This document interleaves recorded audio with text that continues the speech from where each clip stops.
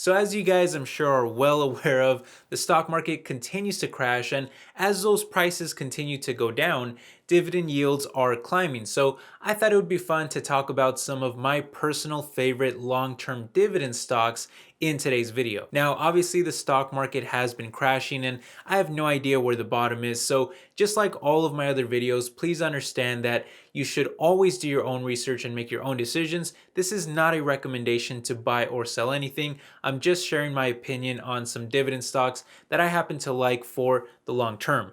Now, I thought it would be fun to also kind of categorize these as lower risk, medium risk, and higher risk in relation to each other. And for each category, I'm going to throw in one stock that I do not currently own myself, but is very high up on my watch list and I would love to buy if prices continue to fall. And then to kind of balance it out a little bit, I'll also throw in one stock that I actually own myself. So a total of 2 stocks per category for a grand total of 6 stocks in today's video. Should be fun to do this. I hope you guys enjoy it, and if you do, make sure you hit the like button. Really helps the channel survive and grow, and it really means a lot to me. But with all that said, we've got a lot to cover, so let's just go ahead and get started here, and we'll start with the 2 lower risk stocks, and then we'll transition over to the medium and the higher risk stocks after that. Okay, so starting with the first one of the lower risk stocks, that's going to be PepsiCo. Ticker symbol is PEP. And this is a stock that I do not own, but it's definitely one that I've been wanting to buy for a long time for several different reasons. However, every time that I've thought about picking them up, they were unfortunately trading near record highs. And if you guys know me, you know that I like to buy my stocks when they're actually falling. So I was just never able to get the timing right. However, they've now fallen by about 23% from their highs thanks to the market crashing and are currently sitting near their 52-week low, which is starting to pique my interest. And that's because PepsiCo is a pretty reliable company to invest in long term, at least in my opinion. Now, I always get asked why I prefer them over something like Coca-Cola, and the reason is simple. In my opinion, Pep is much more diversified than Coca-Cola in the fact that they sell a number of popular solid food snacks, including Cheetos, Fritos, Doritos, and several other brands. But just like Coca-Cola, they also sell a wide variety of popular soft drinks like Pepsi, Mountain Dew, 7-Up, and more. And while I do think that they are at risk of changing consumer trends towards a healthier kind of options, PepsiCo is still pretty well diversified into that area of the market as well, with a number of juices and teas like Tropicana and Lipton, some of the most popular sports drinks like Gatorade, and they even have a partnership with Starbucks that does allow them to sell various coffees and frappuccinos too. Now, I personally don't consider any of those drinks to be very healthy as the sugar content is usually very high, but in fairness to PepsiCo, they also sell plain water like their very popular Aquafina brand. It's actually my favorite water, to be honest. And they're also a big player in the high growth sparkling water market with bubbly and SodaStream, and I actually do enjoy bubbly myself as well. All of which has led to very strong revenues over the years. And while this is definitely not a growth type of company, they are still a very profitable one with over $7 billion of net income over the past 12 months alone, which allows them to pay a mouth-watering dividend that has actually grown every single year for the past 47 years in a row. That's almost 50 years. And because of this stock market crash, that yield has also climbed to break north of 3.3%, which in my experience, I don't know, I don't feel like I've seen it climb to be that high very often. So it does seem like a pretty good yield to me. Again, I don't own this stock quite yet, but I may own it soon if it keeps falling like this, and it would mostly be for that dividend if I'm being honest. Okay, now for one stock that I do own and that I would also categorize as lower risk when compared to the others, I'm gonna have to go with my old reliable AT&T stock, ticker symbol T. And this is a stock that I've talked a lot about on the channel already, so I won't spend too much time on it, but for me it basically comes down to the fact that the stock has crashed by about 30% from their highs back in 2016 because of the whole cord cutting movement. Basically, people are spending more time on Netflix than on watching cable TV and are also using wireless cell phones rather than traditional landlines. However, the reason why I continue to believe in AT&T for the long term is because they are huge players in both of those transitioning markets. In video streaming, they've acquired Time Warner to fuel their new HBO Max service, and that's leading to an expected rebound following the 2018 crash of their video entertainment revenue, which you can see on this chart here. Meanwhile, they're dominating the wireless subscription market with nearly 40% market share, according to Statista. And with nationwide 5G coverage coming by the end of the second quarter this year, that should help them maintain a lot of that dominance.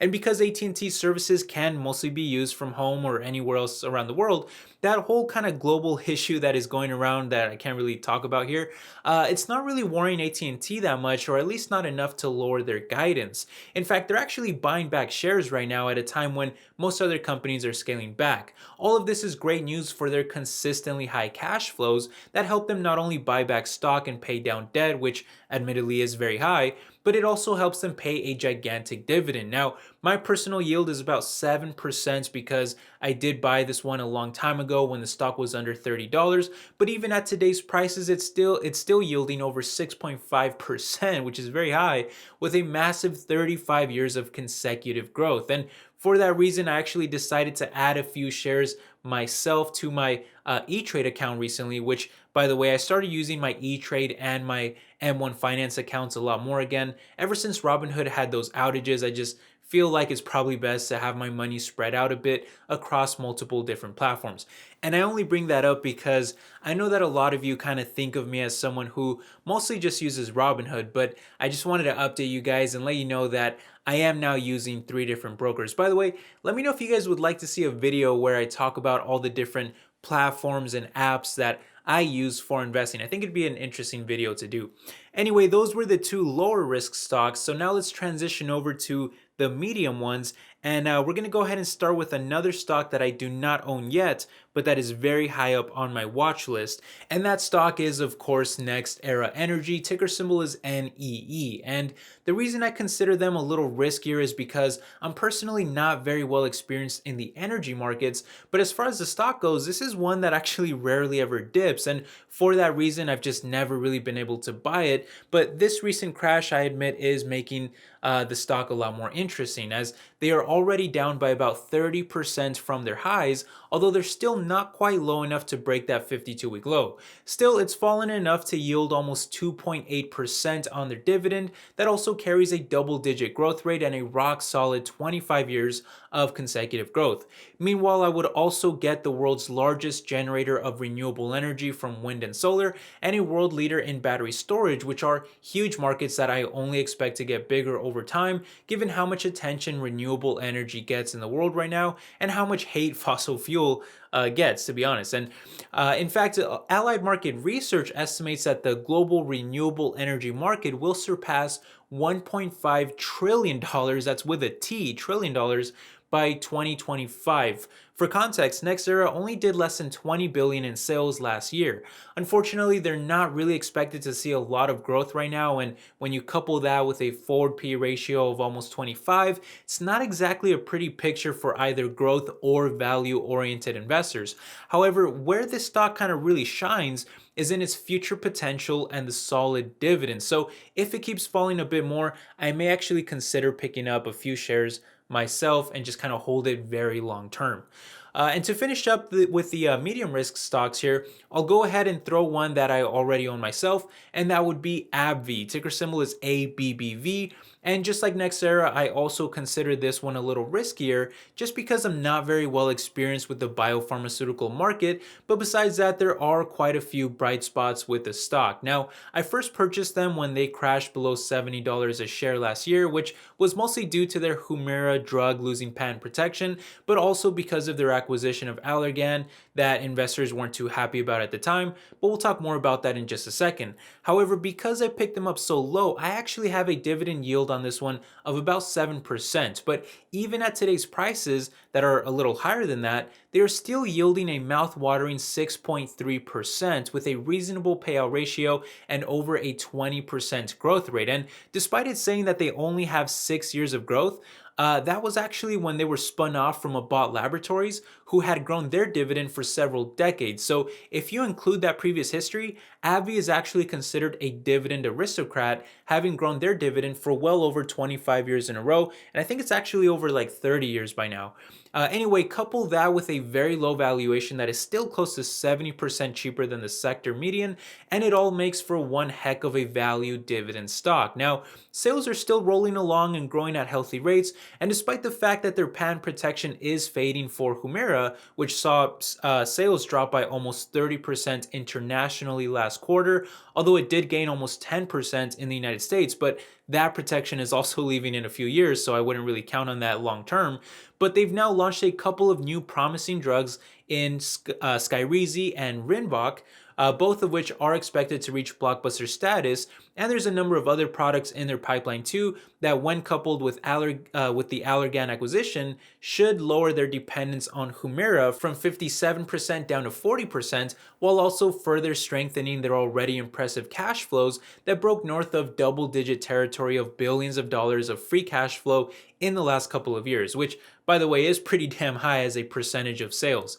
Now, AbbVie is already a nice little chunk of my portfolio, and I'm not really looking to increase my exposure to it because, again, I'm not very well experienced in the pharmaceutical industry, so I don't have a lot of confidence kind of investing there. But if the stock price continues to fall, and especially if that dividend yield reaches like those 7% levels again, I would definitely be interested in picking up some more shares.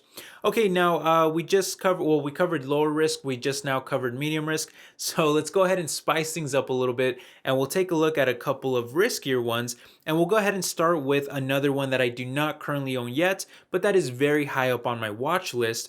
And that stock is, of course, Johnson & Johnson. Ticker symbol is JNJ. And I already know what you guys are thinking. Ale, how the heck can you consider a giant consumer staple stock like Johnson & Johnson higher risk compared to the others? Well, for me, the reason why I've always kind of hesitated to buy them is because they've had a lot of legal issues in recent history, with a number of lawsuits worth billions of dollars that have now sunk their reputation down from the ninth most trusted pharmaceutical company down to the very bottom at 57 out of 58, according to a UK reputation intelligence company. And that's led to the stock being much more volatile than usual over the years, while this most recent market crash has now left them near the bottom of their 52-week range, although they're only down less than 20% from their highs, while many other companies have seen obviously a much more devastating impact. And part of the reason for that is because Johnson & Johnson is a household name that sells many of the world's most popular products and brands that people love to buy at all times, even during this situation that is going on right now. Those brands ranging from Listerine dental products, Band-Aid first aid products, and Neutrogena, Aveeno, and Johnson's lotions, powders, and liquids, to a number of pharmaceutical products like Tylenol, Motrin, and Benadryl. And they've even designed and sell a number of medical devices, and are also the company behind AccuView contact lenses, which I happen to use on occasion, although I freaking hate using contacts if I'm being honest. But anyway, that diverse lineup of products has led to fairly stable revenues for them that are still expected to grow by mid-single digits even in the face of a global recession and all of the reputation issues. And even their free cash flow has also been incredibly stable and also managed to grow by as much as 8% last year, despite almost flat revenue growth that year. All of which has also helped them pay a very attractive dividend that has grown every single year for close to 60 years in a row, and is still yielding about 3% at this time.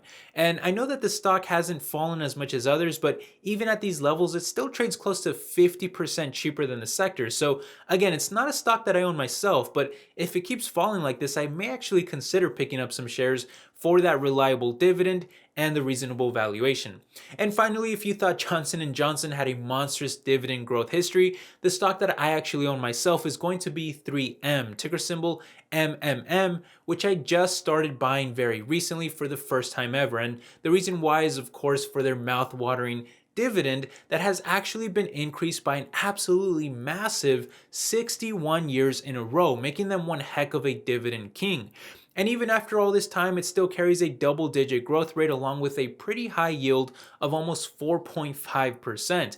However, the reason why I consider this one to be higher risk is because they are heavily exposed to the global economy, which obviously is likely to be headed into recession if it hasn't already started. And throughout history, 3M has performed pretty bad during those difficult macro times because of their wide range of products that target a number of markets, ranging from both consumer to commercial. And if those markets are struggling, it tends to hit 3M pretty hard, which is what we've seen in the past. Not to mention that they also have heavy exposure to that one country where this whole kind of global issue started, and that was already causing the stock to sink well before this global issue even spread. In fact, it feels like every time I take a look at the stock, it's trading near their 52-week low, which is a result of their stock crashing ever since the start of 2018, which now leaves them down about 50% from those highs. On the other hand, it also leaves them with that big dividend and a much more reasonable valuation at less than a 14 forward PE ratio, although the PEG is a bit high, probably because profits haven't been so good lately with the weakening global economy. To be specific, 2017 and 2018 were both particularly bad down years for their free cash flow, and even though they did see a recovery last year, it was actually a down year in terms of their actual raw sales. A clear sign that macro weakness is still hurting the company and probably making it difficult for them to grow. But that whole global issue that is spreading may not be all bad news for their business, as they sell a number of safety equipment, including masks, that are obviously in very high demand right now, which are also helping them offset some of the other negative parts of their business this year. In fact, they just announced about a week ago that it should help them maintain their previous guidance for the full year, although that would still be very low growth of only flat to 2% growth. Add it all up though, and I think 3M is looking like a value dividend stock that should be able to survive all of this short-term pressure, and hopefully that will give them some time to turn the ship around and get the company performing well again. Either way though, I get to collect a dividend that continues to yield a higher amount the more that the stock crashes in the meantime. Anyway, I think that just about does it for today's video. I hope you guys enjoyed it, and let me know what you think about these stocks down below. Do you own any of these, or are you thinking about investing in any of these? I would love to hear your thoughts down below. And also let me know if there's any other dividend stocks that you actually find more attractive, and maybe I'll make a future video on some of those as well. Anyway, thanks again for watching. It means the absolute world to me and I really appreciate it. But I'll go ahead and catch you guys in the next one. Take care. Bye-bye.